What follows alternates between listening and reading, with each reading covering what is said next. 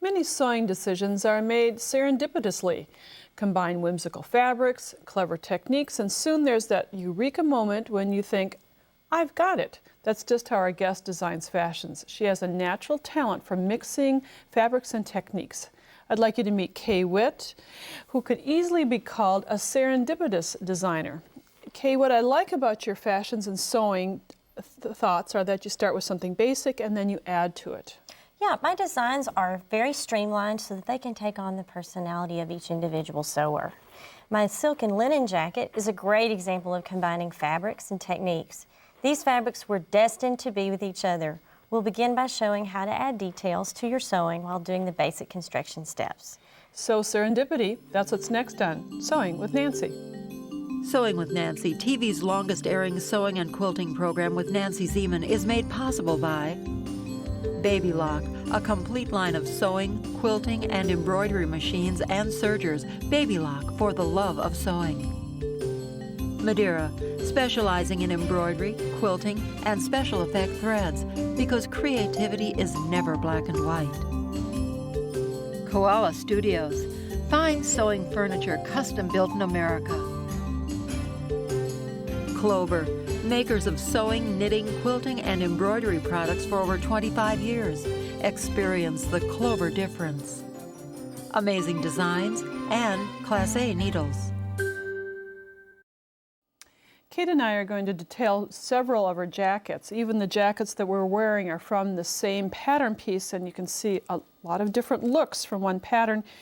And the interesting combination of fabrics and added details are what we're going to show from the silk and linen jacket. Yes, I chose linen for this jacket because linen has a casual feel, but yet a dressiness to it. A nice drape. And a nice drape, and it has more body than what a regular quilting cotton would have. So it's well suited for making into a jacket. And I also chose silk as an accent simply because the silk has a luminescent quality to it, has a little different texture, and just adds a nice dressy feel to the jacket. We're going to start by looking at the lower portion of the jacket where the ruffle is added as we are creating the peplum or the skirt of the jacket. Yes. And here we have another sample. This is the lower part of the jacket. So we have the center, back, and the side, and the fronts attached to either side. And this trim was about 3 inches wide, folded in half, and then stitched to or attached to the jacket at the waistline. Yes. And another thing I would like to point out is that I serged the edge of this silk. One of the reasons that I did that is because silk likes to fray, and it's just a good way to tame it. If you look at it wrong, it ravels, right? Yes, it does. And the edge is going to be gathered, but rather than having the fullness at the seam allowance, you have gathered 2 inches on either side of the seam allowance, and then you're going to pull the bobbin thread. That's right. So to demonstrate that, I'm just going to pull up 2 of the bobbin threads now and begin to pull. And that will gather the strip and the lower portion of the jacket all at once.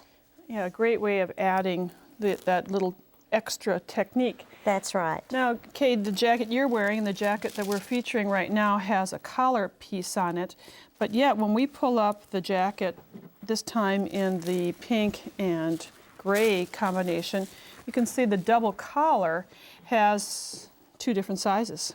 Yes, it does. And the way that I achieved this was with one pattern piece.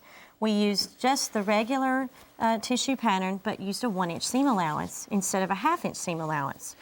Now, speaking of which, Kay likes to use 1/2-inch seam allowances, making easy math with her patterns. Right. But if you were working with a traditional pattern, you would just make a deeper seam allowance. Yes. And then stack the 2 collars. A simple design detail, but really a great way of making a nice accent. Yes. When you were going over the techniques with me when we were preparing for this show, you had a great way of measuring. Yes, I did, and this is also a friendly math sort of thing. On the cuff, I'm going to just move some samples here. to add the cuff, what I like to do is I like to measure across the width of the sleeve. And if we were to measure across the width of this sleeve, it's probably around 6 inches or so. I would then double that, which would be 12. Add 1 inch for the seam allowance, which brings us up to 13. Add 6 inches for the fullness that we'll need to gather to make the cuff. And there you have it. So by using 1/2-inch seam allowances, you can do the math a lot quicker. Yes, you Is can. what I'm trying to say. Yes, you can do it so much quicker. So there isn't a pattern for this. You can just make this cuff as long as you'd like, as short as you'd That's like. right. And it's a double cuff. In the project, I suggest that you make the width of the cuff 9 inches and then it's folded. So here is an example of a cuff that has been already measured and then seamed. And then here it is folded so that it's now at a 4.5-inch width versus the original 9-inch. And it also has this line of gathering stitches so that it's ready to be gathered and added to the end of the sleeve. So now we would meet right sides together. Yes. Just tuck that. Actually, we would put that one on the outside and match up our seams. We have four-handed sewing here. Let's find the other end of this, match that. And I'll let you pin that. And then just gather to fit. That's right. And after you gather to fit, sew the edges. And this is a perfect time to use your serger. Yes, it is, absolutely. So you can sew all the edges together with a 4-thread overlock stitch to sew the edges, and then tuck this down for a nice little feminine touch. Speaking of feminine, Victorian, we have a rose. Yes, we do. And this rose is easily done with the ruffler foot attachment. In our first program, we did some ruffling attachments or ruffling techniques, and here's a close-up that we borrowed from our first program of using a strip of fabric and ruffling it, and you can ruffle it every stitch, every 6th stitch, it really doesn't matter. And then, Kay, as a quick review to make that rose, it's really a great embellishment technique. What I like to do is just fold the corner down diagonally and then just begin rolling. And you can use as much or as little of the strip as you'd like for however big of a flower you would like. So all really straight stitching techniques, just utilizing 2 different fabrics, combining them together, adding accents at the various seams, changing the 3/4 length sleeve to full length sleeves with ruffles, and the cherry on the ice cream is the rose. You might call it a stroke of luck or just plain coincidence when both sides of the fabric can be used as the right side. Regardless of what you name it, take advantage of your good fortune. Utilizing both sides of the fabric gives subtle contrast at the closures of my Parisian-style jacket. Nancy's going to begin this segment by detailing basic seaming and top stitching techniques. You'll find that it's a very fast process to create one of my jackets. The sewing is simple with Sew Serendipity, and we're going to recommend just simple serging followed by double top stitching for most of the jacket patterns. You might have heard that we're recommending a 1/2-inch seam allowances, at least that's what's in the patterns that accompanies today's program. So serging is the first order if you have a serger to complete the seams. Now with most sergers, you'll find that they're measured for 5/8 of an inch seam allowances. So with a 4-thread overlock serger, measure from the needle a 1/2 of an inch so you know where to guide the fabric to achieve the proper seam allowance. And with mine, it's measuring it right by that first mark. And if you did not have a marking on your serger, just place a mark with a pen or use a Post-it note, a sticky note, some measure to simply do the marking of the seam. And notice my pins were along the parallel. That way I didn't have to remove them until I'm done sewing the seam. Now to keep that seam flat, because this jacket is unlined, we're going to work with just a double or a single straight stitch. And to help see clearly where you're going to be stitching, consider using an open toe foot. I really think they're the best as far as trying to see where you're going to be top stitching, edge stitching, and edge stitch is the first order.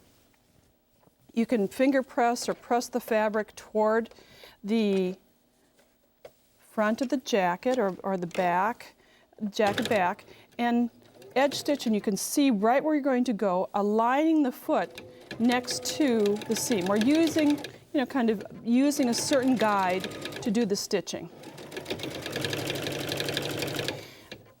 This is not rocket science. This is just basic straight stitching, but with a double row straight stitching, you will get a very professional look. And as I finish this row, I'll just do one more.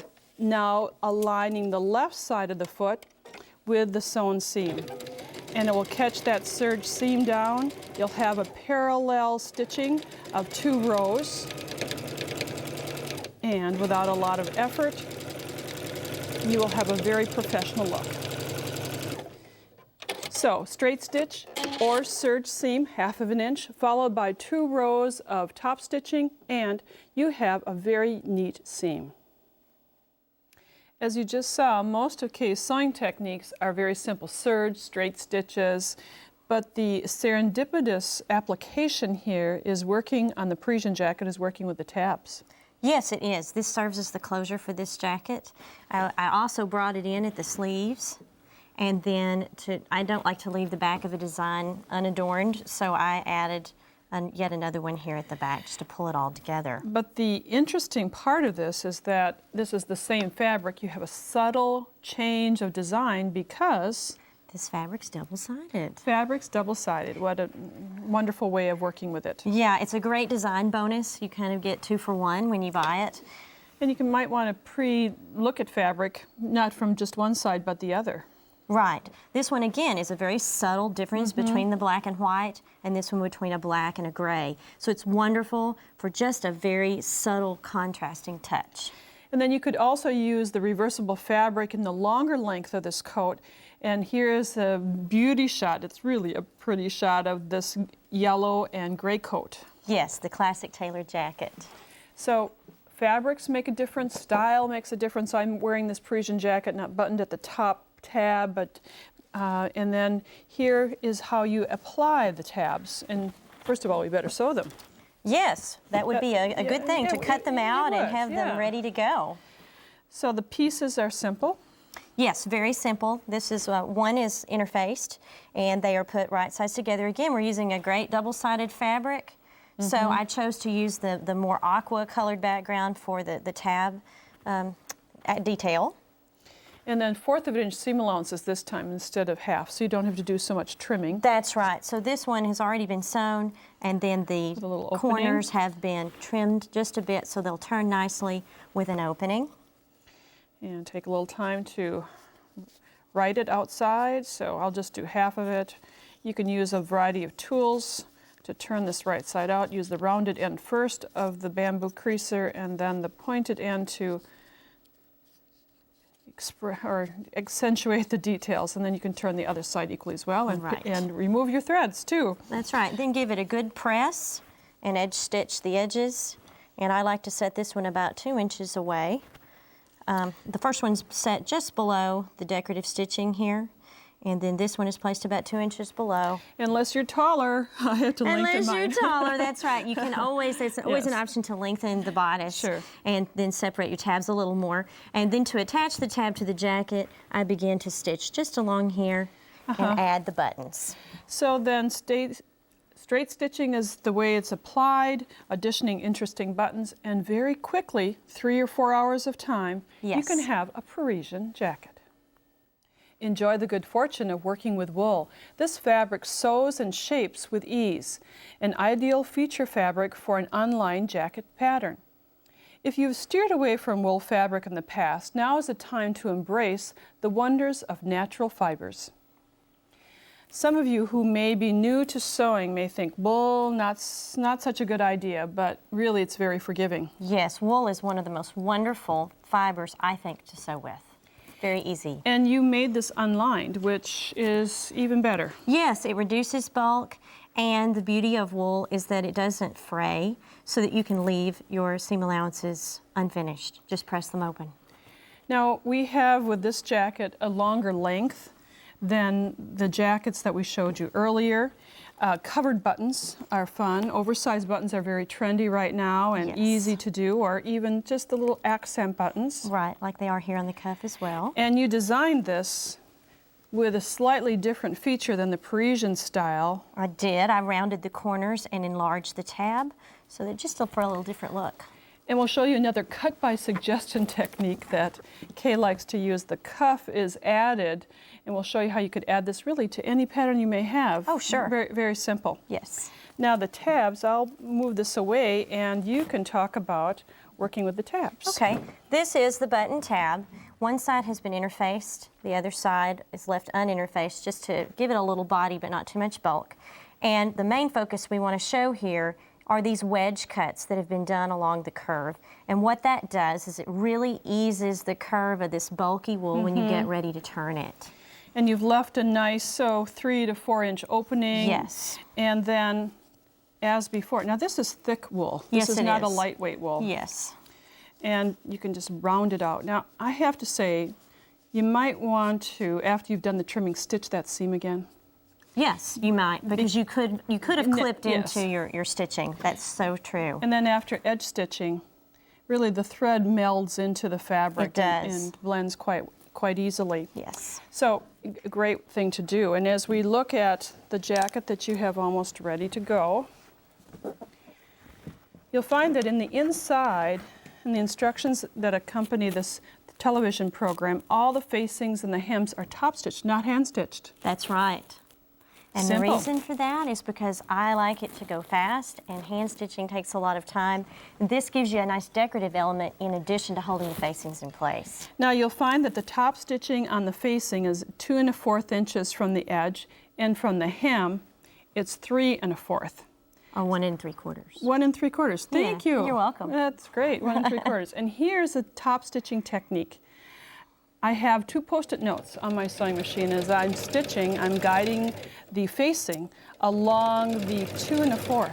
That's right. And as I get to the hemline, I can turn and now guide it next to the second Post-it note measuring, which is 1 3/4. 1 3/4. So those little sticky notes, Post-it notes, really work well for a seaming guide. They do. They're very convenient. Great idea. And finally, the cuff. The cuff was another cut by suggestion. Yes, basically measure the width of the sleeve, double it, add 1 inch for the seam allowance. This is it sewn. And then when then you turn, Turn, fold it in half, and now it's going to go on the inside of the sleeve so that your seam is concealed when the cuff is turned upward. so that again is you put the cuff inside the jacket meeting to the wrong side. Sew with a 1/2 inch seam allowance, right. not that 5/8 for these designs, and then it inverts. And then I like to add just a tiny bit of edge stitching there right along the edge of the cuff and add my buttons. Really, what a change from silk to reversible fabric. Now we're making it coat length with tabs and with covered buttons. A lot of changes for one basic pattern. It's serendipitous. Once you learn the basic techniques and have the pattern pieces cut out, you can work with a variety of fabrics. And Kay, this first beauty shot of the jacket with denim and fake fur together is an unusual combination. It is an unusual combination. I decided to use faux fur just as a fun change, and I actually went against manufacturer's instructions and washed and dried the fur in the washing machine and then put in the dryer to get a distressed look to it. And it's a nice complement to the rayon denim look. It is, and this Very this drapey. particular denim has a great drape. Top stitching detail really shines on this piece. It does. And then the next model is wearing your Ma jacket. It is. And this is just a great, kind of a psychedelic print. There's a whole lot going on here, a lot of color, a lot of design. It makes quite the statement on its own. It does. I added a large belt to this particular one, and it has the tabs that are like the Parisian jacket with just a fun little ruffle on the ends of the sleeves. And longer lengths. So there's so much Yeah. variety and versatility that when you can change the patterns and work with different fabrics. Exactly. Well, I know you enjoyed having Kay as our guest, and I certainly have enjoyed it. Thank you for being with us on this 2-part series of Sewing with Nancy. I'm inspired to do more sewing. Great. Thanks for having me, Nancy. You're welcome.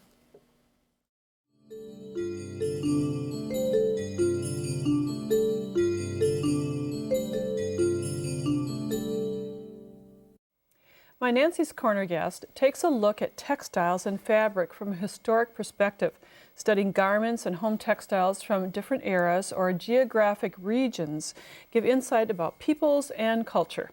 I'd like to introduce you to Maya Lee. Maya is the curator from the Helen Louise Allen Textile Collection. It's part of the University of Wisconsin-Madison campus. Maya, welcome to Sewing with Thank you, Nancy. And when we were talking, you noted that cloth reveals culture. I wanted to learn more. Well, this is the fun part of my job, is that I get to do this for a living. I wanted to show you a few things that I brought from my own collection. I couldn't bring our collection's objects in today, but this has a great deal of personal meaning for me. It's a tatted dresser scarf that my aunt, my Tante Leah, made. She learned as a small child from her Italian grandmother neighbors, sitting on the front stoop in the evenings, just watching, no verbal communication, just watching and learning. And I think that for so many of us who sew, this sort of passing down of the wisdom and the beauty has great resonance. So I use this every day and I cherish it. And some of us maybe would put those away in a dresser drawer or in tissues, but I kind of like to have them out. I use it carefully, but Yes. I do use it. And it's really a great And that's what she made it for. Yes, Right? great first example of how cloth reveals culture and heritage. And now some interesting fabrics from India. We're going to go a little farther afield. This is a silk odhni, that's O-D-H-N, excuse me, O-D-H-I-N-I, from Northwest India, Gujarat or Rajasthan. It's a women's headscarf, head covering for modesty, tie-dyed. And you can see how minute this can get. Oh my. Tremendously labor intensive. And the way it's sold so that it... Yes, let me show you. I had never seen this The before. ties are still on You untie it to use it. to use it, and you would certainly iron this. Right now it looks sort of smocked, you Yes. can see, but the ties are sold as a mark of authenticity in the marketplace to guarantee that this is actually hand tie-dyed. The ancient Sanskrit word for this technique in India is bandhana, B-A-N-D-H-A-N-A, and that means to bind or to tie, because you can do printed versions, imitations, Sure. much, much less expensive. This is rayon. It's a working man's, a laborer's hip wrap, just a big piece of cloth that's wrapped around the hips and tied tightly. So this would have been very, very inexpensive. And you can see this dotting that yes, imitates the real similarities. thing, then becomes our bandanas. The word derivative. Right, from bandana. And you can see how that bandana design pattern might have gone forward. India is our center today because the next piece was made from a woman's This would top. originally have been a densely embroidered woman's short top, choli blouse, worn under a sari.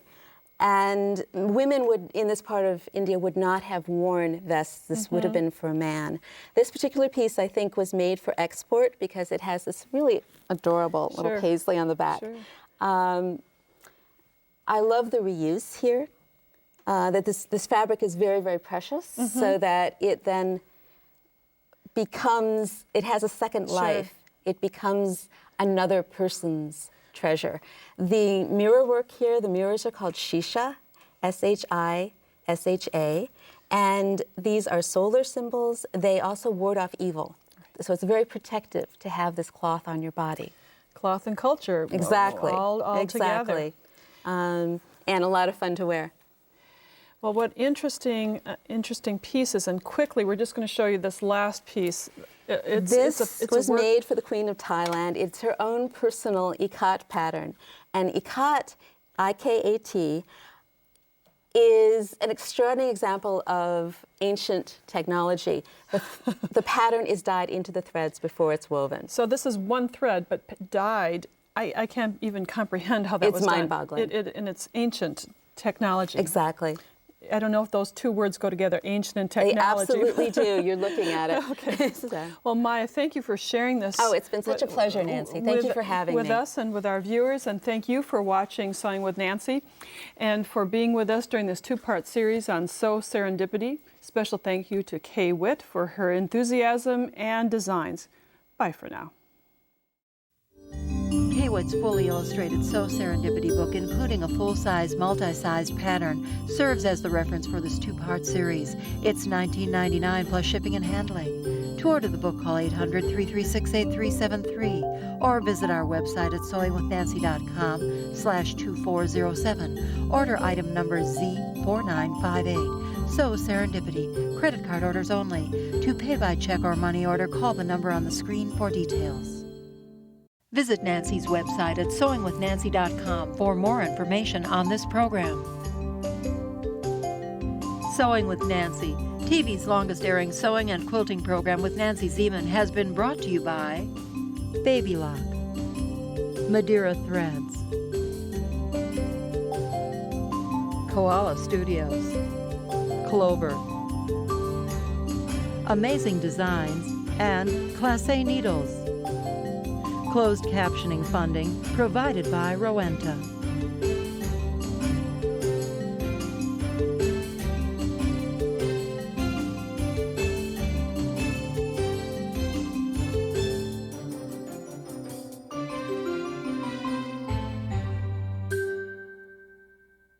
Sewing with Nancy is a co-production of Nancy Zieman Productions and Wisconsin Public Television.